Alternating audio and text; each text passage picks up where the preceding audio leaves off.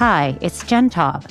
Welcome back to Booked Up, a podcast that features you, me, and our favorite authors. We release a new episode every Sunday morning.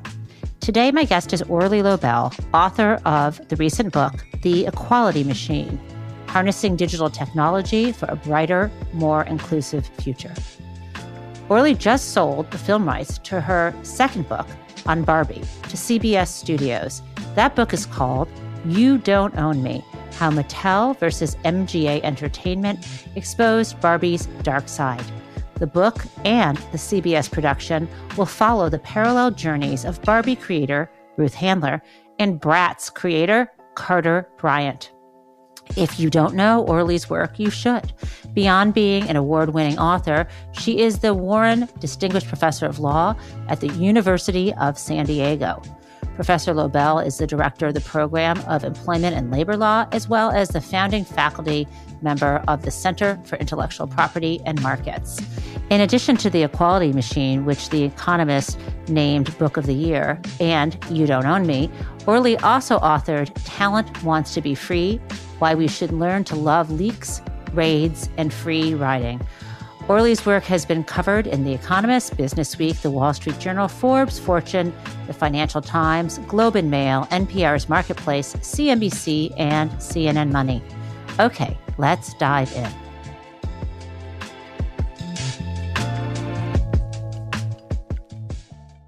Hey, Orly, how are you? Okay, I'm excited to spend the hour with you. I am too. It's funny. I don't think we've ever spoken, and yet I think I just know you by text, by all of your words.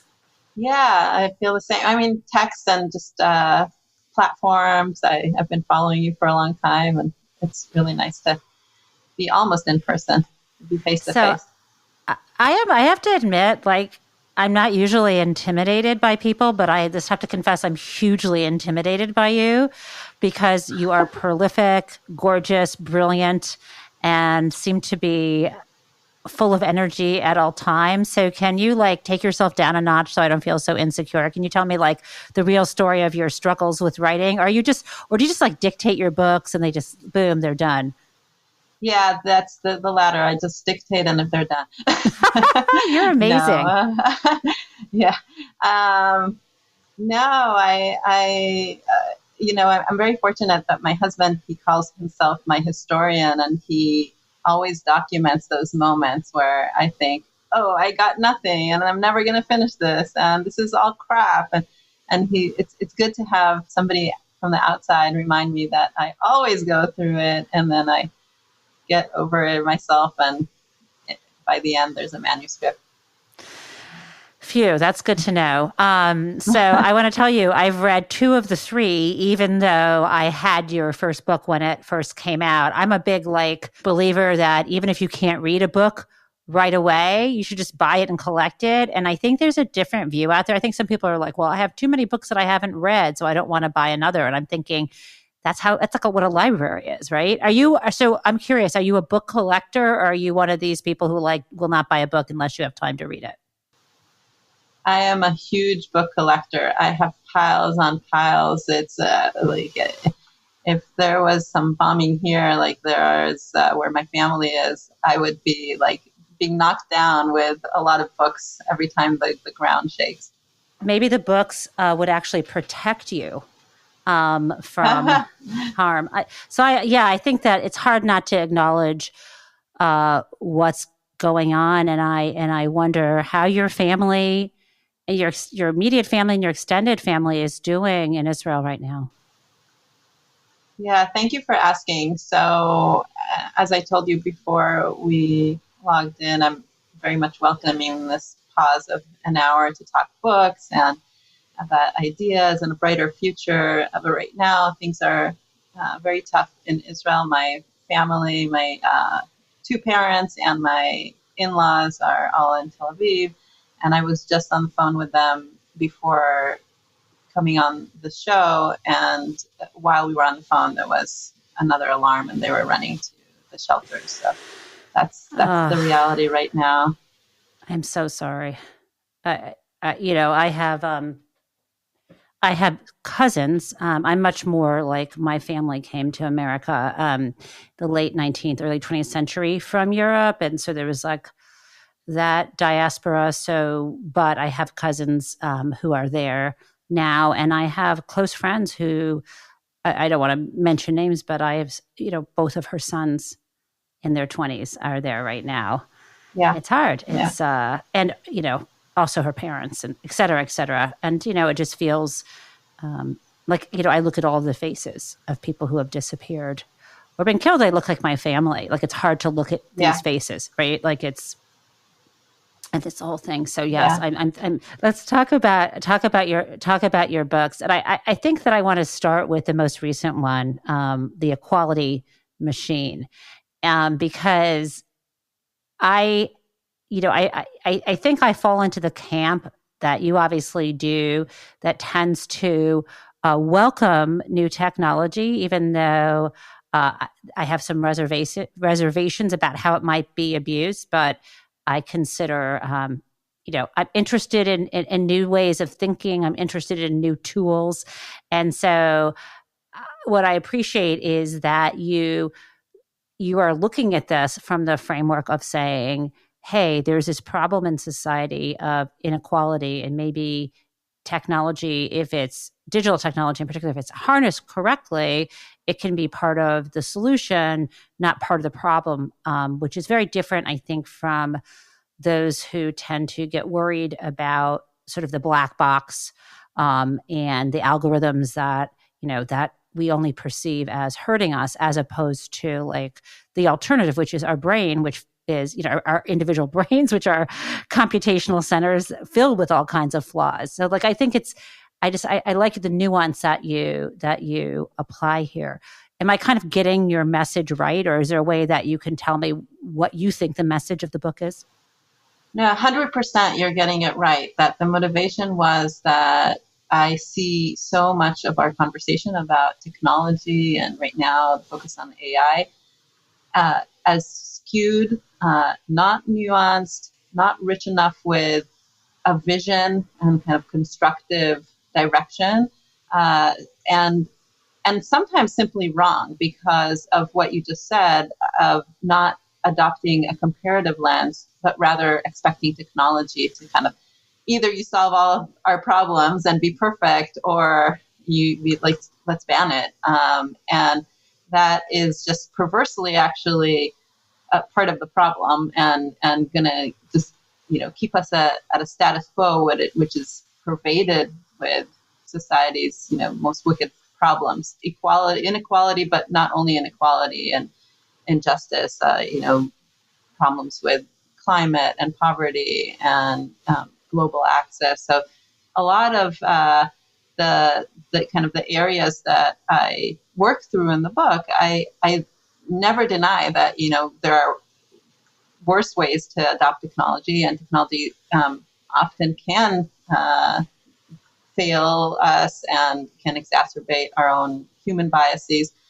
But there's so much potential there to aid us in overcoming our own biases, to put a mirror to our face and show us the root causes of injustice and unfairness and inaccuracies, to kind of be in synergy with places we lack resources and we need to scale different services. So again, a lot of different, as you saw in the Equality Machine, I really go through kind of all of these different sectors in life, starting with the workplace, where I work a lot and research employment relations, and then health and education and government services, criminal justice, and all the way to our intimate relations and sex life and love life. I love that you've touched on all those, and I think we should just pick a few applications to focus on. So maybe let's just pick three. One is sort of the employment arena, which would encompass everything from, automated ads and salary negotiations to the kind of reporting managers for harassment. So let's do employment. And then the second area, I think it'd be great to talk about the medical application. And then finally, I can't resist the whole sex robot question. And I don't know where we should start first. I feel like out of respect for the other topics, let's have our last topic be sex robots, and then just pivot from sex robots to Barbie, because that's like the perfect pivot. What do you think? That's a perfect pivot. And I'll just say, and I agree with your ordering, but I'll just say about the sex part, I'm quite disappointed that most commentators, there's been symposia on the book and different events, and people shy away from the sex tech and the sex robots. I had events where I had like my kids or my parents in the room, and then I came up and said, yeah, I know, like here, maybe you don't want to ask me about sex robots, but even in other places. Well, before we even, I think that's so funny because I visited Harvard in the fall of 2019 as a visiting law professor, which I try to tell everybody as many times as I can. I just like slip it into the conversation. But when I was there, do you know Jeannie Suk, the law professor? Sure, yeah. She had a paper and she was talking. One of the students I had in my corporations class was a research assistant. So I came to the talk and I was so proud that he'd help. But she was talking about sex robots at that time. It was a really, really interesting conversation. So I don't know what kind of person could read a book and see sex robots and not ask about them. But let's just like put that aside. And let's start with the employment context, because I feel like that's been a really good journey of the way algorithms were really sort of part of the problem in terms of employment discrimination, and now have really improved the possibility for, expanding the applicant pool and diversifying workplaces. Absolutely. So first point is that whether we like it or not, the train has left the station. If you look at Fortune 500 companies, the vast, vast majority are using automated tools to screen through their applicants, to do resume parsing, to look at videos, like video interviews, and score them. And so, we really need to kind of see what is working and what is not. And exactly like you just said, there's been an evolution. And one of the things that is most frustrating to me is when there's not enough an acknowledgement of, where we are now versus the kind of initial fails that had been so widely reported and then continue to be reported. So the prime example is maybe 10 years ago almost, Amazon tried to create a hiring app, and it just did what is now very much debunked as like the technique of what the computer scientists call exploitation algorithms that just look at what had been done before, how the sorting had been done by humans, and just spitting out like the same recommendations of this is the prototype of our engineer that we had hired in the past. Let's then hire again just white men playing lacrosse called Jared. That one thing is that that's and can you back outdated. up to explain? Yeah. Can you back up, because I think you're condensing because I understand it, but are you talking about the way if it how it would appear in search? Or can you explain to me, like when you're saying if they have this prototype of white guy named Jared who played lacrosse because they went through and looked who they'd hired before and those folks had worked out, which is perpetuating sort of, it's almost like word of mouth, but through algorithm. How does it end up? What's the bridge between those details and how people see the ad then, or the old way they did it? Yeah. So, well, on this sorting app, it's not yet the ad, or it's actually post ad after. But yes, it's. I'm sorry, it's a like sorting app. Yeah. Oh, it's when people resumes come in and then the app sorts. Resumes come in and I see. Yeah, or you parse them and the algorithm is fed skewed data, which is the resumes that had come through successfully in the decades before through HR sorting, and it just learns that the people that come up at the top of these resumes, the pile, that shine are these white men prototypes. And so that's a bad way to just feed skewed data with past biases, and then the application will no doubt amplify those. Okay, so let me see if I get this right. Okay. So HR would do handpick things, and instead of quote wasting time, they said, okay, here are the attributes that would be on a resume that we would end up selecting, and they fed that in, and it would just sort of do this search, right, and then bring them to the top. Is that what you're saying? Yeah, or you just give them you give the algorithm all these resumes that had been successful in the past. Oh, I see. So and they just like, who's the workforce, right? So I get it. They look at the current workforce. They're fed these resumes, and the conclusions are: here's the smallest common denominator. These are this prototype of an applicant. Got it. And Got it. They are the ones that are the most successful moving forward. And there are alternative ways. So I want to get to your question about the ads as well. But the alternatives are, instead of, that's what's called exploitation algorithms that just exploit the what has been done before, the data that's fed about how humans had been sorting, and just replicate that. Computer scientists talk about exploration algorithms, where you ask the algorithm to actually look at undervalued talent, at other ways of sorting that are more reflective or happen across all demographics, and produce much more equitable results. And then the other kind of gold standard now is to have that done by one algorithm, but have constantly a second algorithm that is auditing the outputs and looking for across different demographics for disparities, and kind of learning from that, how we can do better in the ways that we sort. And those results are indeed creating more diverse results and more inclusive results for companies who are truly interested in hiring for diversity. And we see that. I mean, one of the things that I call for is kind of more transparency in how we're deploying these algorithms, and what are the results of the kind of shift from human to automated systems.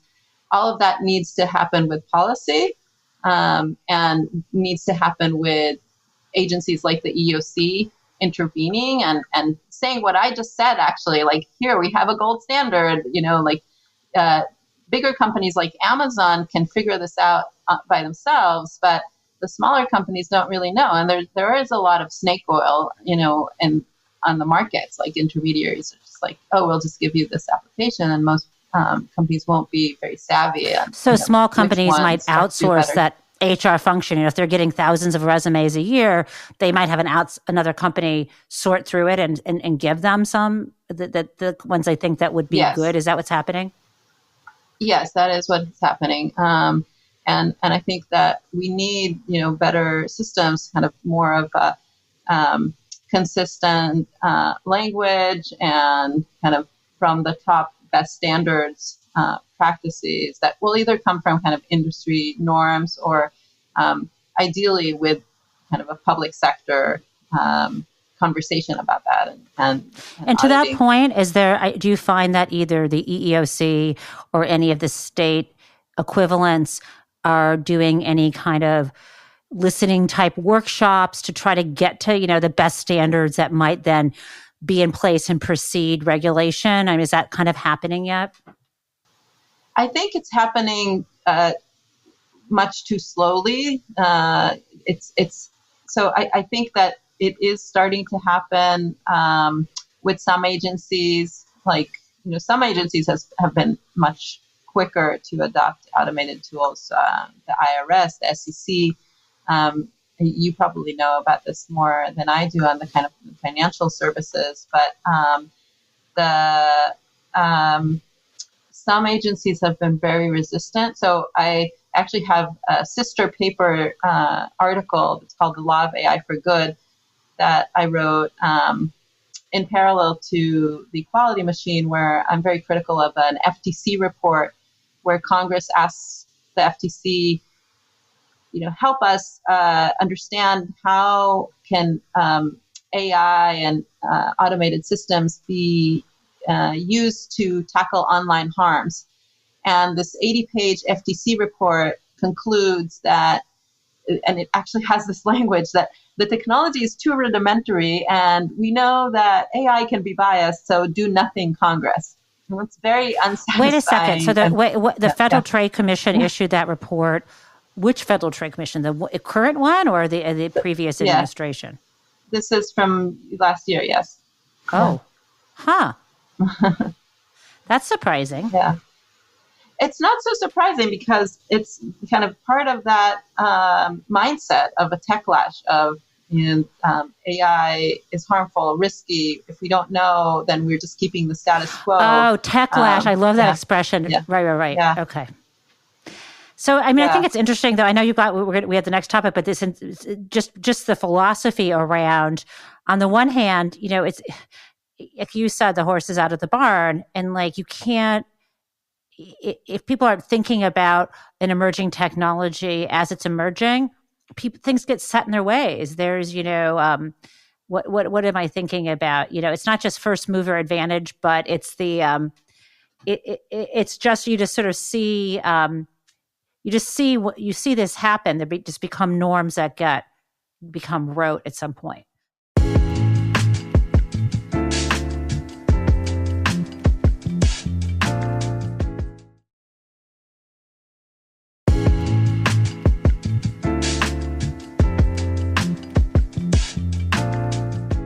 Tell me so you talk about how that you think that there are gold standards when it comes to resume sorting. What about just the ad side of things? Yeah.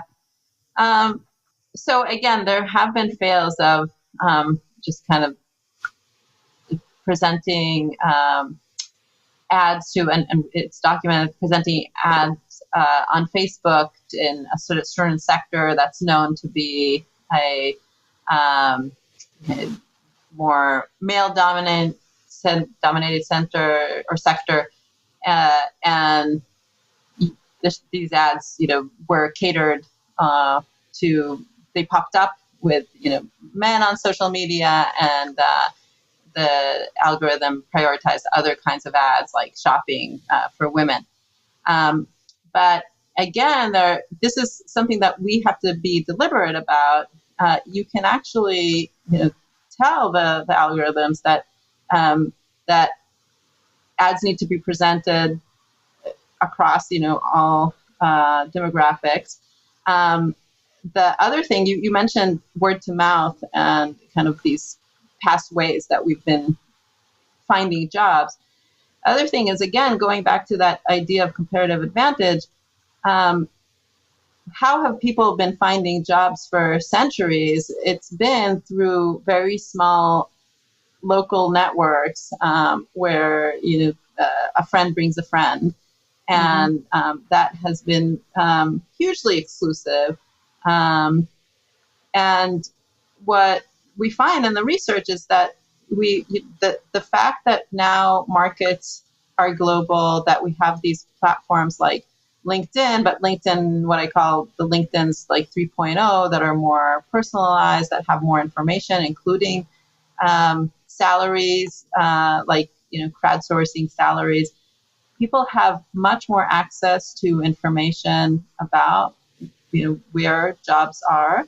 And in the Equality Machine, I find these really promising examples. So really what I set out to do is find the best examples, and kind of the vision that is how do we do things that are better and good.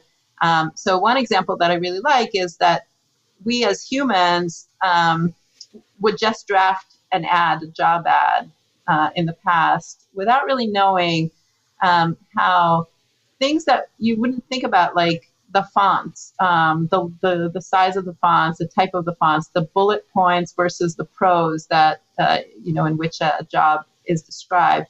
The terms like, I'm looking for a ninja coder that will be a team, like rock star, whatever. There's all these, just phrases that it turns out are a turnoff for certain for me, like, I wouldn't apply. Right, exactly. So yeah, maybe like the extreme examples are intuitive, but you also wouldn't know, Jen, that you wouldn't apply for something because it has bullet points versus it has like, a different kind of setup. Because we don't know. One of the things that has been kind of pretty exciting for me, collaborating with behavioral economists and social psychologists, which is part of my research, is to show how much we don't know, how we decide, how we perceive things, our kind of judgment and decision making is so much of an unknown to ourselves. We ourselves are a black box, and especially in the field of discrimination and employment discrimination, which I teach. Even after somebody is kind of told that they have these unconscious biases, what do we do with it? It's very hard to overcome those biases that we have. But it's not just identity biases, but just kind of cognitive failures on and irrationalities of like how the ordering of certain choices will affect what we'll eat or what we'll pick, what we'll shop for. So all of those can be mined through and kind of tested digitally and overcome by introducing algorithms. So you can kind of take these ads and run them through a lot of digital platforms that have participants. You can do kind of pre-audits of a lot of these ads that you're putting out, or job calls, or different kinds of information. What I love is that you have those data, because what just one thing you compared, which I think a lot of people may remember, was that years ago there had been that resume study that you talk about, where academics were they wanted to figure out whether there's probably a lot more to it than this, but whether certain names that people would associate with white people, if they were on a resume that had exactly the same information versus a name that people would associate with a black person, how they would be treated in terms of would they get a call back or whatever, not call back, but like would they even hear from the employer and all these kinds of things. But they had to create, as you know, like all of these artificial fake resumes, and there's a limit to how much they could look at, whereas you have just, I don't want to say infinite amounts of data, but you have so much more to be able to test. Can you, still in this employment context, and you were just referring to working with behavioral economists. I mean, when someone's studying something, you in particular for a piece, or when you're looking at others' research, what kinds, where are the data coming from? How much of it are you looking at to kind of make these judgments, and so that you can then advise people on how to change either the way they advertise things, or, for example, if you're going to automate it, if you're going to search through resumes, do you tell people don't look at the names so that they're not going to create bias because someone's name is Chip versus someone's name is Jamel and such? Yeah, no, those are all good questions. So on the last question of, can we blind? So one of the things that we know today is that when we're using big data, it's very hard to blind an algorithm. Through machine learning, there's so many data points that if you tell the algorithm don't consider gender or race, there can still be proxies. There's proxies, like you say, zip code, right?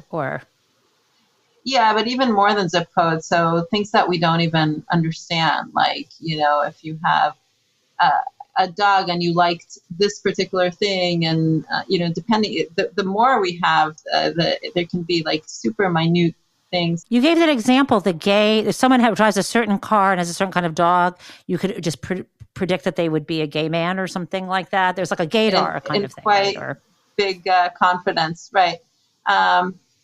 So the question is, do we design algorithms, or can we design algorithms to blind us on the input side? And what I argue, again, I think it's become more of a conventional wisdom among the computer scientists, that's a frivolous or, kind of an impossibility of blinding completely the algorithm when there's so many data points. So it's better to do what I said before of looking at the outputs and constantly looking for disparities. And that's a gold standard where you to go back and look and see what's happening in terms of specific disparities around protected classes, I guess, or around people who, if you're trying to attract, it could be the other way around, right?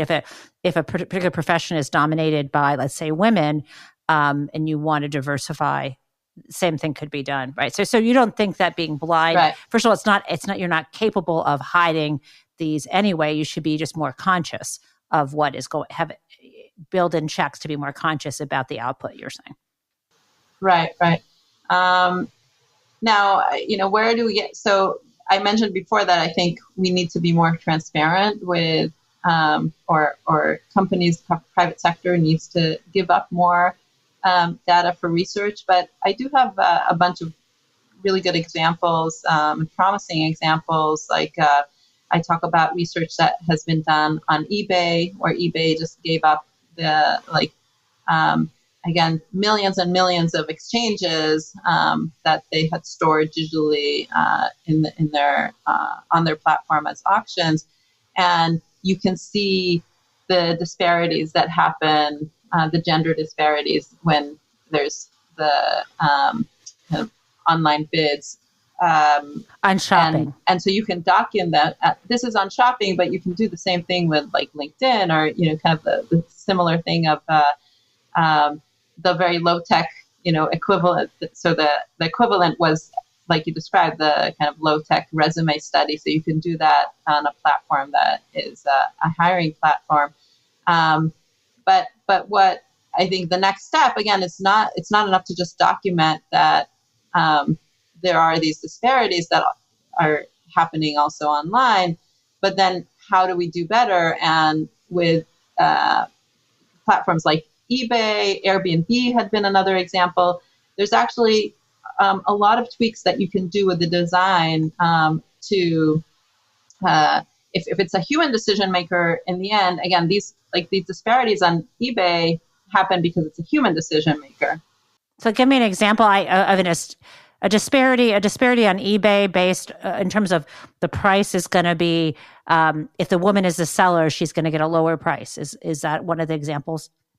Yeah, and that's even if they're selling exactly the same product, like a gift card. So you're selling an Amazon gift card on eBay. If you, if the buyer can see the name of a seller and associate it with a female seller, they're offering her less on the bid. And again, this is millions of data points, so it's very strong kind of finding. So is the way to fix that to pretend you're George Eliot? Like, is the way to do that as women should pseudonymously be men? Or what is the AI solution to that?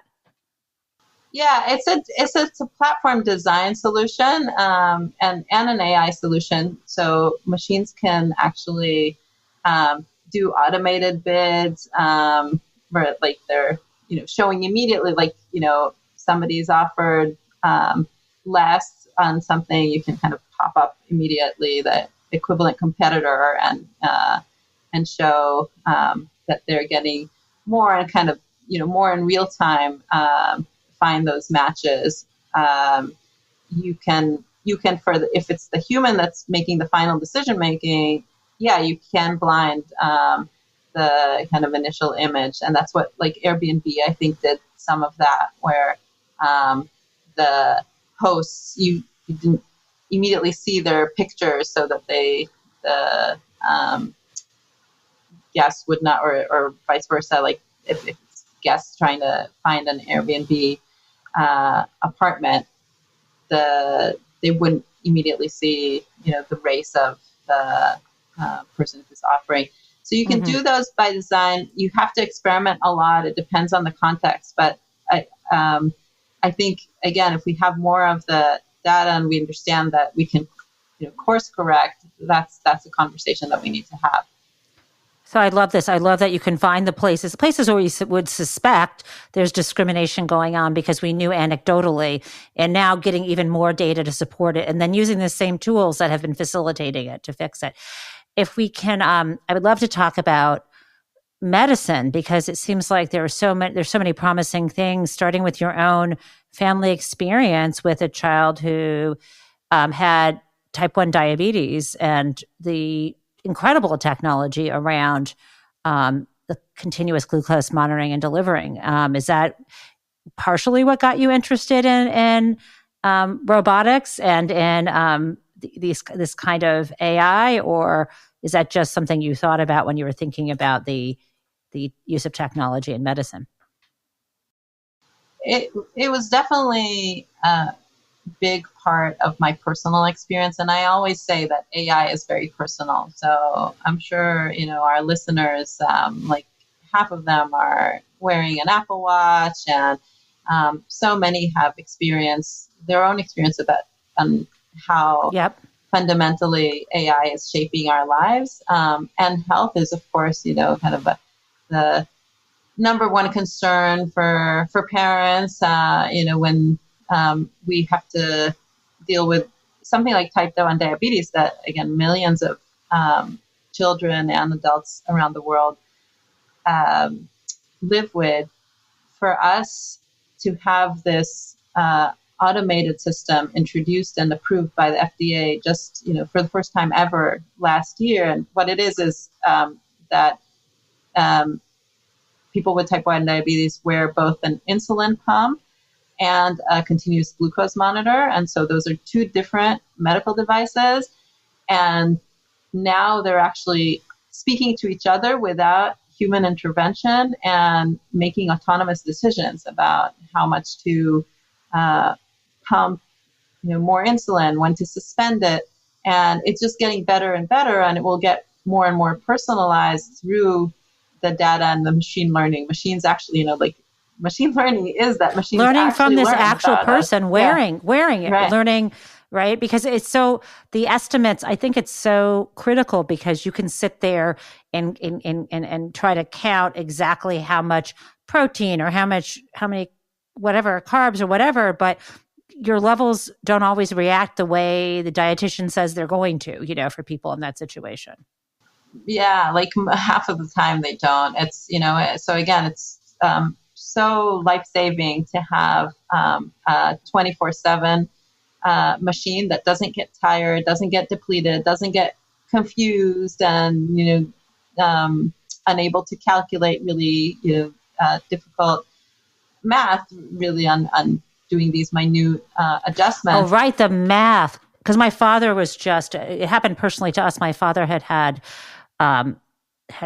cancer, and then they gave him this immunotherapy, which sometimes, if it's effective, it can also give you instant type 1 diabetes, which is kind of a shocker. And suddenly, he's a former doctor, but even being a physician, to have to sit around and do the calculations and figure out exactly how much insulin to give himself, it was driving him crazy. And thank God now he has this device. It's like, it's not perfect, but it's freeing for sure. Yeah, and again, it will just get better. So the first line of the equality machine is, I have 3 daughters. The middle one is bionic. And it has been really kind of life-saving, life-changing. And like, imagine, during your sleep time, that's even, the most important, where it used to be that parents would just get up all the time in the middle of the night just to check to see if they... Yeah. So it's been... But then I did set out to find a lot of health examples. And yes, I think that health has been maybe the kind of lowest hanging fruit, where it's intuitive, how because of what we talked about, the calculations, the need for precision, the need for personalization, and so many factors that we don't really realize, like hormonal levels and, different, times of the day.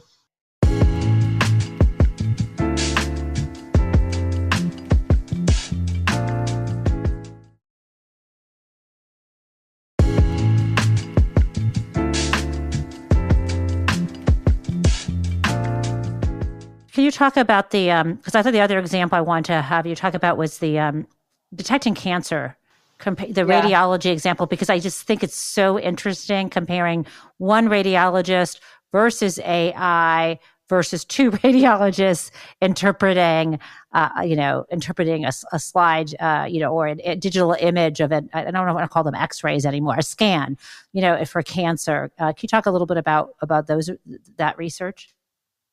Yeah, and it's more than research. So now there are over 150 radiology applications that have been approved by the FDA, and I still think that has been quite slow. That we're slowing down some of the approval processes because of skepticism and sometimes irrational worry about the risk of AI versus humans. But there are a lot of these kind of bot mammogram scanners that are replacing the human radiologist. And what you just kind of, you asked and alluded to the question about one versus two human radiologists versus an application like this. This is something that I think we should all have more kind of honest conversations about on what we're doing as a society and who has access to health. So a lot of times I'll see a report about whether, or it can be like a reporter, a journalist looking at some of the data of whether this kind of digital radiologist, automated radiologist is ready to be deployed in hospitals. And the comparison will be versus, the two most skilled physicians in the entire United States. They're still slightly outperforming. Let's say they're, 76% accurate versus the 72% accuracy of a bot radiologist. And there, I get very frustrated when we don't talk about costs and access to care and acknowledge that the vast majority of people around the world simply don't have, two expert human physicians, giving them annual treatment and checkups and mammograms. So thinking about scaling, thinking about costs, I think is very important for us as societies. So I have to, it's now time to talk about, love, intimacy, and sex robots. I guess the first thing I have to ask you is, because my husband listens to this show, is a relationship with a sex robot cheating, or are you not an ethicist? What is your thinking on that?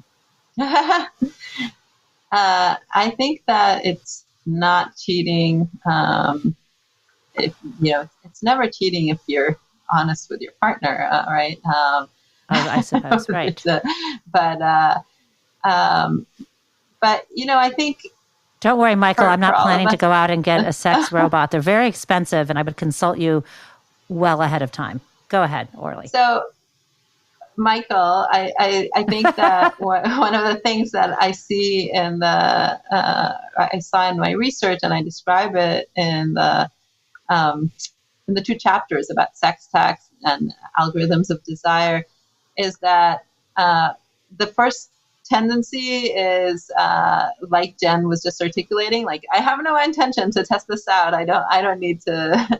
And then you see kind of the same pattern of the skeptics going and meeting a sex robot and saying, oh, this is actually much more interesting and potentially exhilarating than I imagined.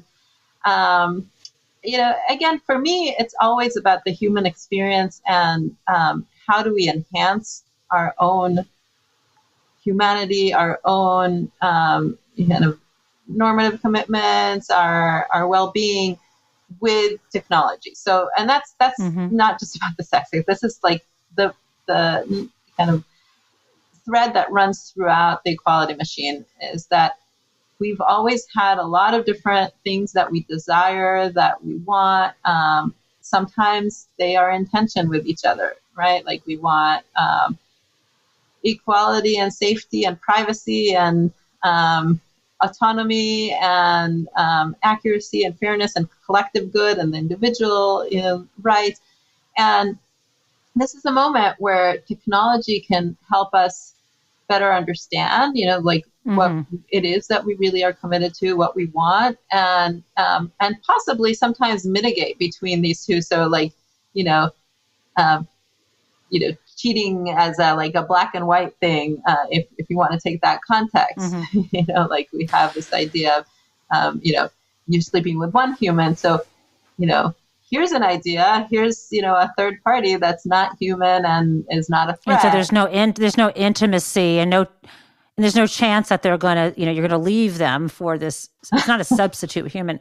But in all seriousness, I think one of the things that you get into, which is really complex ethically, gets into some of the similar debates that were happening that you mentioned in the 1990s with Catherine McKinnon. I mean, I went to law school probably right before you, and I remember some of these debates around, is not as a legal matter whether pornography.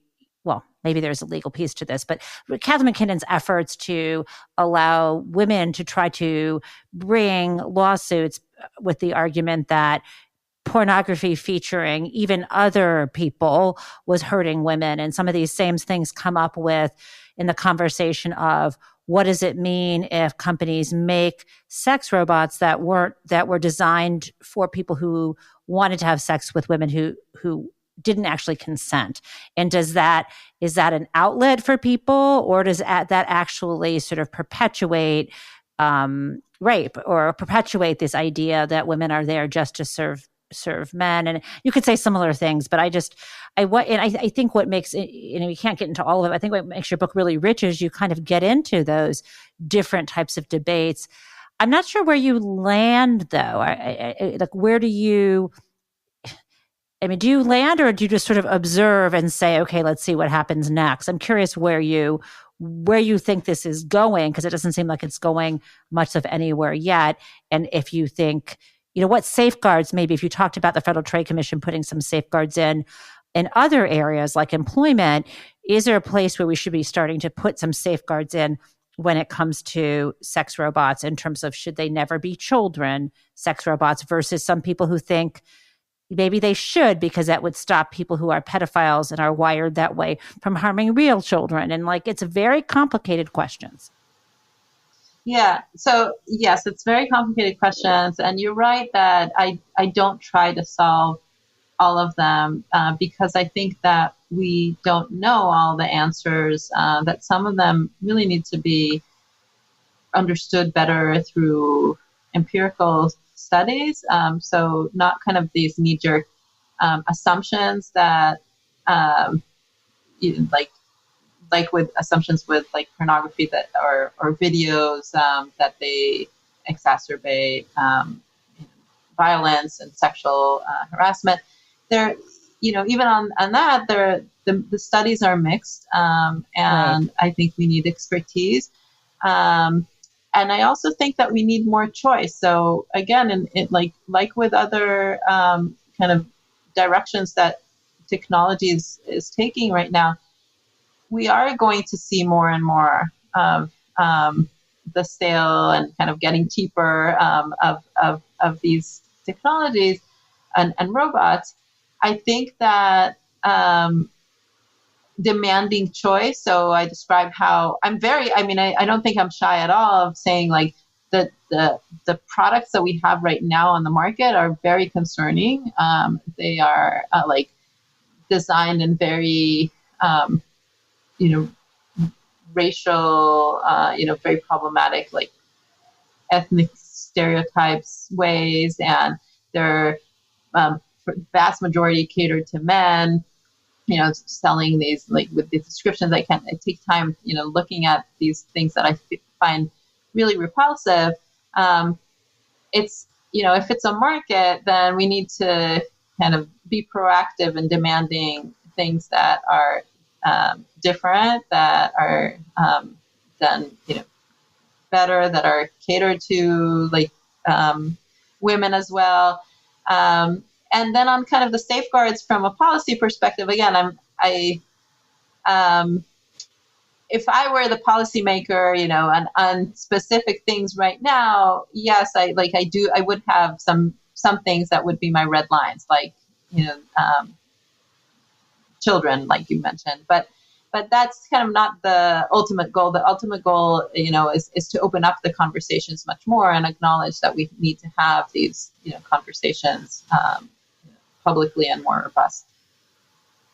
I completely agree. I think it's interesting. I mean, I think, even things about, I often getting in debates with my family about self-driving cars, and I think they've got to be safer than people.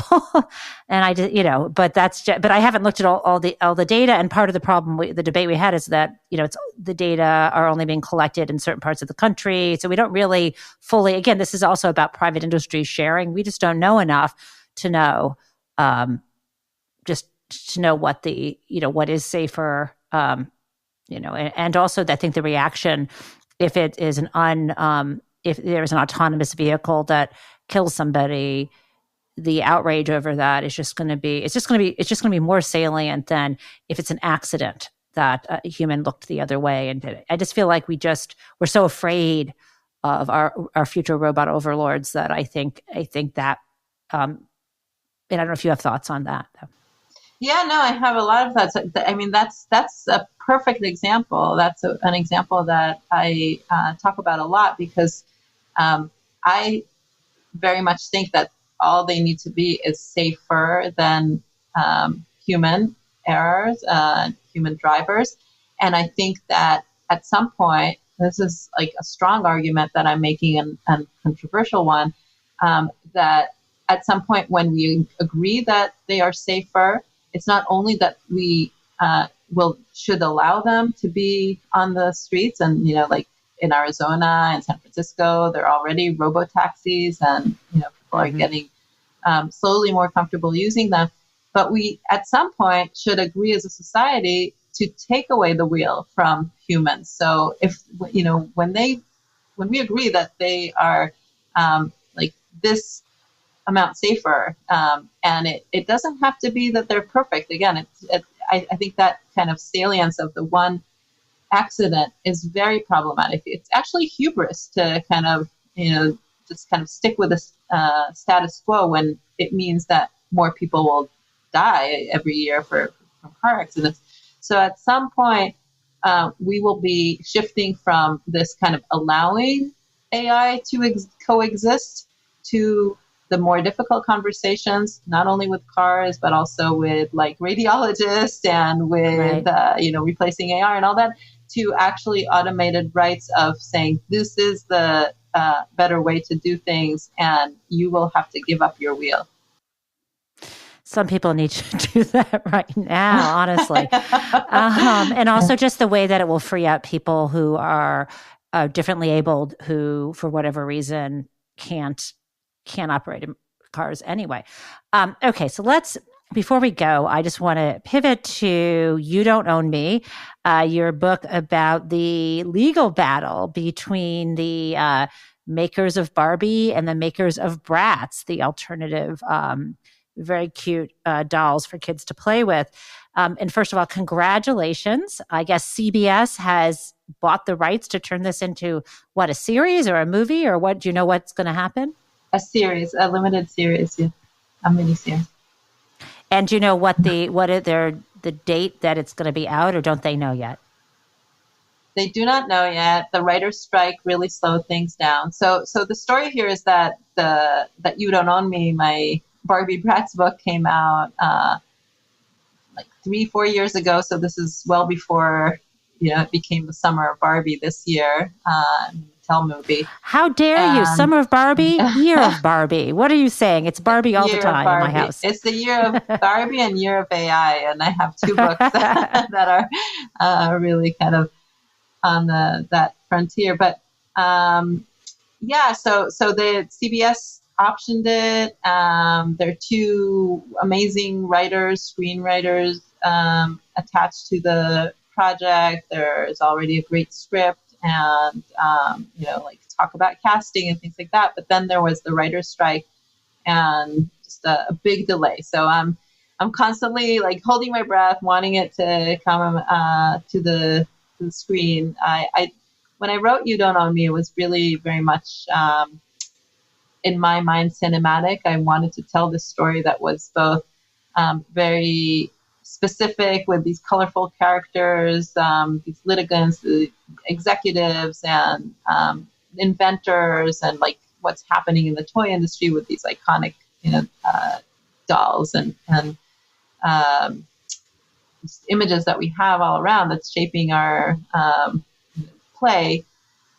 But it's also a universal story in the sense that, it's these battles over who owns your mind, your idea, your talent, your ability to work happens every industry, if it's Silicon Valley or Wall Street or down here in Southern California in the entertainment industry. It's I love that too, because sort of I can see the progression in your work, because your first book was called Talent Wants to Be Free, and I see the connection then between that and the wanting to be creative, make the next thing, and not actually be stymied by a kind of, I don't want to say, I'm putting monopolist in quotes, but even the monopoly that the Constitution and our statutes allow for acts, I should say, for creative expression and so on. I think there are still reasonable debates about what the limits should be, and some concerns about the extensions, the lengthening of time of the at least copyright protection. But I will not spoil the spoiler. There doesn't have to be a spoiler alert. I'm not going to tell anyone who won the case, but it's a fabulous book, and I so much look forward to watching the limited series. And are you allowed to say who's been cast, or is that top secret? No, it's still in the works. But yeah, it's a fun story, and as you said, talent wants to be free.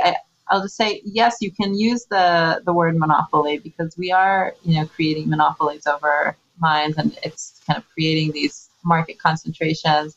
And we mentioned the FTC on the kind of AI side, but the FTC is also, it's been very happy kind of progressions for me, seeing that talent wants to be free. I was arguing that we should ban non-competes nationally, and just now there's a new rule by the FTC that is, if it gets adopted, it's actually going to be what I have been arguing all along, that we should ban nationally all non-competes. Incredible. And congratulations on that. I think the FTC is doing some incredible things under the new leadership. So before we leave, is there anything I didn't ask you that you wanted to talk about? Oh, we covered so much. I mean, Jen, I would love to hear more from you. It can be in other times, and also from, just your incredible podcast about your own writing process, because it is such a gratifying thing with books, as you and I are both law professors and authors, and when we write law review articles, it's kind of like before you write them, you're talking about them, and then it gets published, and then you move to your next project. But the best thing about book writing is that, things happen after you write the book, in terms of connecting to so many different communities, so many different engagements with people who come from different disciplines and different, like points of view and sectors. So that's just been incredibly rewarding. I'm sure for you too. Yes, I'm in the suffering part right now, because I'm working on my third book. Yeah, but it's also rewarding. It's also rewarding, and I hope that, like, maybe at one of the conferences we run into each other, we'll figure it out offline, because it would be nice to sit down and talk to you about the glory and the agony and all of that. And last thing is, how do people find you if they want to find you online, or your books, or your scholarly work? Oh, I'm so easy to find. I'm like everywhere on every social platform. Orly Lobel. I'm orlylobel.com, and I'm on Facebook and LinkedIn and Instagram, and so it's always formerly known as Twitter. ORLYLOBEL. That's it. That's okay. It. And I so love connecting and hearing from readers, and leave Amazon reviews, Goodreads. Jen, that it's so nice to do all of that and to connect and hear from everybody. So good luck with your. Yeah. For all 3 books, I'm going to run over there and do some Amazon reviews when I have a minute. But and thank you. No, sorry. Go ahead. I was cutting you off. What were you saying? No, I'm excited for you on your 3rd book. You're such an amazing writer, and oh, you're sweet. Where are you with that? What did you submit? Well, I have 75,000 words, but it's really not in the shape it needs to be. Like, it's more. I think. I'm in a different kind of I've got to now sort of step back and go, what's my main argument? Because I think I have too much I'm trying to say. And, so I'm doing the kind of like in the movie, what is the movie called? I loved the Queen's Gambit, where she like stares at the ceiling. And like, I'm now in the chess move thing where I'm kind of like, okay, I'm trying to see the shape of it and really distill it down to my main points and then rework it. So that's where I am. Yeah. No, I totally understand that image of, yes, it's like big picture, small details all the time, straddling between them. And Yes. And pace and deciding, and whatever. It's going to be, the other thing is because the book involves tax policy, there's a really big Supreme Court case, which maybe you've already heard about, called Moore versus United States. And it's going to be like the most significant case about constitutionality of income taxation since like 1895. And I'm going to go, I'm going to use one of my, I'm using some press credentials. I'm asking for press credentials so I can go sit in on that, which might kind of turn the book inside out, where I can kind of lead with that because, anyway, I whatever, it's fine. I'm not, I'm having a lot of fun, I guess is what I would say. So it's not really agony. And I'm sure you probably feel this way. What an incredible privilege to be able to write books. Incredible privilege. And exactly, like, even the pain is fun. So that's exactly. Reframing it as part of the fun is what we have to do. Well, it's been great meeting you and speaking with you today. Glad to take your mind off world events. Thank you, John.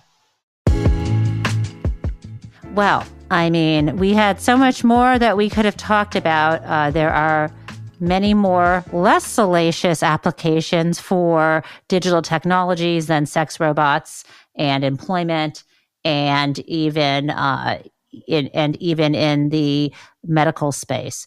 This book is incredibly rich. It made me think more critically, in a good way, about the possibilities for harnessing digital technologies and AI for the benefit of society, instead of the way that we tend to be so fearful when there is new technology. This book is beautifully written, really easy to follow. And I feel like there are different moments when you read this book and you just see this gem pop out. One of them was a quote from Pablo Picasso, and here is what it was: "Inspiration exists, it must find you working." And I like that. I like that so much. He also provides what the origin of the word robot was. There is so much more in here about applications that sprung from the Me Too movement, what she calls Bot 2, such as a Spot app, which allows people to anonymously store and kind of timestamp concerns that they might have about sexual harassment, in case they're just sort of not ready to deal with it, and the ways that employers can, if I don't know if it's exactly that app or a different app, but where this stuff, it can be anonymously reported and searched through, so that employers can find out if their supervisors who would be named in these reports are engaging in activity that they really want to end, to intervene, or to even terminate that person's employment. It's utterly utterly fascinating. I also like the idea that that in the future, we might have these mini-me kind of robots alongside us. And it dawned on me that the future is already here. So many of us rely on our handheld computers, some people call phones. I detest talking on the phone. It's really just, for me, my iPhone is a handheld computer, right? We use it for our calendars. We use it to communicate by text. We even sometimes use it as a phone. We use it for research. We use it to link up with our smartwatches to track our, heart rates, or to track the calories we're burning, or to track, or to track any, how we have slept, or our, breathing, if we have breathing concerns. I mean, there's so much that we already have these mini robots, right? People use them with dating apps, and they use them for job applications and to send emails. I mean, I see, I see this here. There was something else that I thought was incredibly promising, was the way that, virtual reality, for example, can be used to help people in particular who are abusive to their partners. She mentioned in the book some research where virtual reality helped men who didn't have the ability to recognize fear in their partner's face, so they could sort of back off on their behavior, and it had been successful. So I'm encouraged. I also recognize the risk associated with new technologies, but I do believe that we can use them. We can use them for good. And again, I absolutely recommend this book. I think The Equality Machine is fascinating for anyone interested in technology and in AI. I also recommend her other work, and very much look forward to when CBS launches that mini series about her Barbie book. And thank you, as always, for being here with us this week. I will be back again next Sunday with another show as we continue to explore the writing process and the nonfiction world together. Please let us know what you think. Send me an email at bookedup@politicon.com, and you can also write to me on paper at bookedup at P.O. Box 147, Northampton, Massachusetts 01061. To keep up with the show and our featured authors, please follow Booked Up on Apple Podcasts, Spotify, or wherever you listen. And please give us a 5-star review. It really will help other people find the podcast.